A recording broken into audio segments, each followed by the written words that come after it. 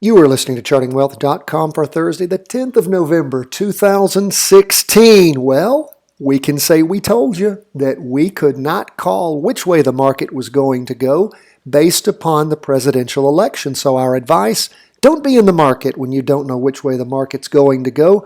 Everything was showing that if Clinton won, the market would boom like it did after she got the non-pros, that is the no prosecution from the FBI a few days before the election.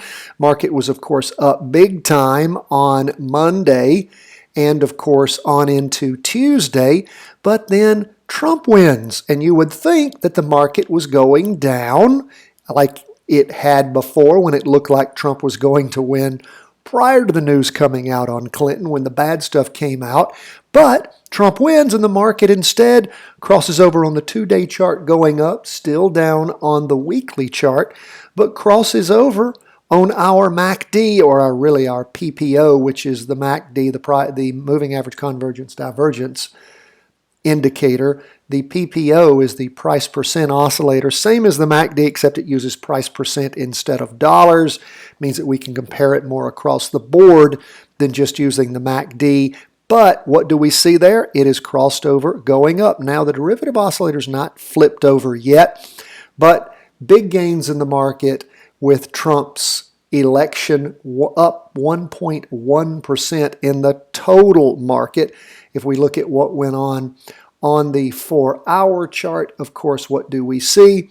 We see that the market has been going up 1, 2, 3, 4, 5, 6, 4 hours. So that's 3 full days. It crossed over in the afternoon on Monday, the 7th of November, and has continued to push up, actually closed above the weekly trend line after blowing through back on Tuesday, after blowing through actually the 2-day trend line. So we've got a pullback and a crossover. We've got a pullback on the 4-hour chart and we have a crossover on the 2-day chart. We will just continue to watch and see what actually goes on in the market. We do have the crossover. Need to wait for a pullback. That is for the 4-hour chart to move down and then to go back in the direction of the 2-day chart to actually see if there is the possibility of an up trade. Now, we don't do lots of volatility going on in the market, so we just don't know what's going to happen in the end. Still have a weekly trend line that is down on the market. Now, let's look at what happened with the S&P 500. It was up 1.06%. Not quite as much as the total market, but it blew through the weekly trend line. Also, we have two-day candles moving up. The candle for the day on the 9th is actually only the first day of a 2-day candle. But the candle on the 8th, that representing 2 days there, that's the 7th and the 8th of November, up, followed by another big up. And as that candle on the first day ended up, it crossed over, moving up. Still don't have the derivative oscillator crossing over, but we do have the PPO crossing over. If we look intraday, we see similar to what we saw with IYY. We have 1, 2, 3, 4, 5, 6 candles.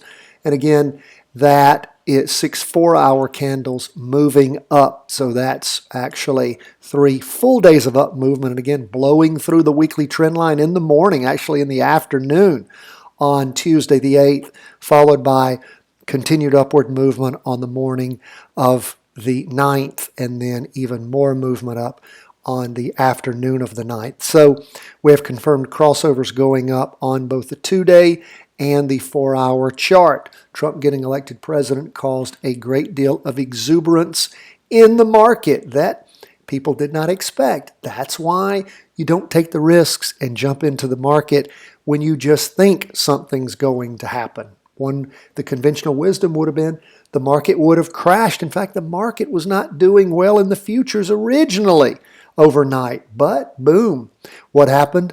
Market soared during the day. What's going on with the Qs? It was affected the least by the Trump win. Now, again, that's the technology stocks, the NASDAQ 100. It was up on the 2-day candle ending on the 8th. That's pre-election. And then, of course, post-election, it was up for the day, again, 0.44%. If we look on, it has not yet crossed over going up, so no confirmed up movement on that. If we look at the charts on the Qs, we see that there was a pullback starting in the afternoon of Tuesday the 8th. We had a lot of indecision in the morning of the 9th. We have an incredible doji, long up and down movement, long wicks up and down, very little price movement in the morning, and then some up movement in the afternoon. So again, we'll continue to keep our eye on the Qs. You may have a trade coming up if it crosses back over going down before before there's enough up movement to actually pull the 2-day chart over. We'll just have to continue to watch, pay attention, see what we see. Okay, lastly, we're going to go to gold. We're going to take a look at gold. There we go. Chart's moving a little slow. Gold was actually down 0.07% for the day. As we look at our 2-day chart, we will see that the 2-day chart crossed over going up, actually right after the 31st, and we've seen the market move up on that 2-day chart. I'm sorry, our charts are moving sort of slow this afternoon. But we see on the 2nd there was a crossover going up on the 2-day chart on gold, and then gold sort of stalled. Gold again was down for the day, 0.07%. If we take a look at our 4-hour chart, see gold was up big in the morning on the 9th and then rolled over down in the afternoon, and that is where we are as far as gold goes. We'll continue to pay attention to our prescient 4-hour chart. That's the real chart that calls it for us. Of course, it crossed over originally going down back in the afternoon on the 7th, and the market has, for the most part, in gold, been moving down since then.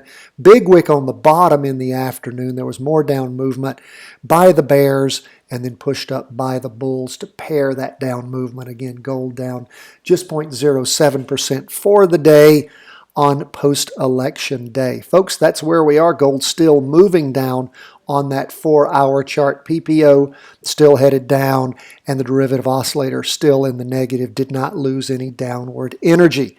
That's where we are as we get out of the election cycle and into post-election. We'll continue to follow these charts every day with you. If you appreciate what we do, we love to hear from you. You can subscribe to our service for free by just going and signing up for our email newsletter, where you receive these podcasts every day. If you want to help us out, go to iTunes, subscribe to us there. Give us a 5-star rating, say something nice about us. Also, you can subscribe to our YouTube channel at Charting Wealth on YouTube. And like we said, you want to receive these reports every day, go to chartingwealth.com. We love to hear from you. Sign up for the newsletter. Tell us what kind of extra training and tips you need. We are all about helping you learn to read these stock charts. We're not a stock calling service. We're an education firm. We love to help you. That's what we are all about. Thank you. God bless you. Glad we're through this election cycle. We'll continue to see how these markets shake out post-election from chartingwealth.com.